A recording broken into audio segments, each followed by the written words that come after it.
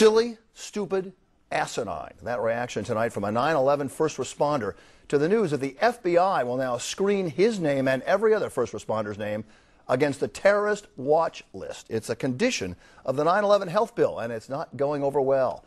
Political reporter Dave Evans in the newsroom with reaction. David? Well, Bill, last May when this terror watch list provision was first proposed, Democrats called it disgusting, but they accepted it to get the overall bill passed. It'll provide health screenings and benefits to first responders if they're not on any terror watch list. No one paid much attention to this issue, but now, with everything to take effect soon, a lot of people are very upset. John Field was injured 5 days into his work on the pile at Ground Zero. A massive steel beam fell on his left foot. But 9 years later, he was instrumental in getting a bill passed to help first responders, many who are sick and dying from breathing toxic dust. And now comes the news that all 9/11 first responders must first be screened by the FBI's terrorism watch list. My first reaction was to laugh. It was comical. I found it comical as an advocate. I find it insulting as a 9/11 responder who lost half of my foot.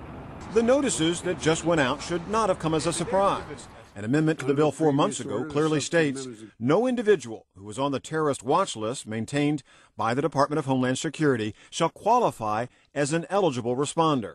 I don't think it was a good amendment, but the fact is that was part of the deal that was made in that committee to get the bill through. So, Congressman King doesn't like what's happening either, but now first responders are pleading with him, do something. And I'm asking Peter King, along with the New York delegation, to repel this amendment and do what is morally right. Congressman King, though, says it's too late for changes.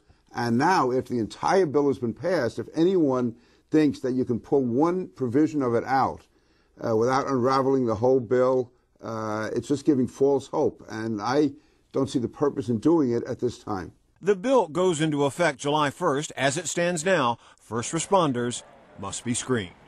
When is it enough? When are they going to realize that 9/11 responders, men and women who are sick and dying, needed to be treated with a little sensitivity? Well, the bill will cost taxpayers about $4 billion. During debate on the bill, a lot of Republicans expressed fear that some of the money could go to the wrong people, and supposedly that's the reason for this watch list requirement. Bill?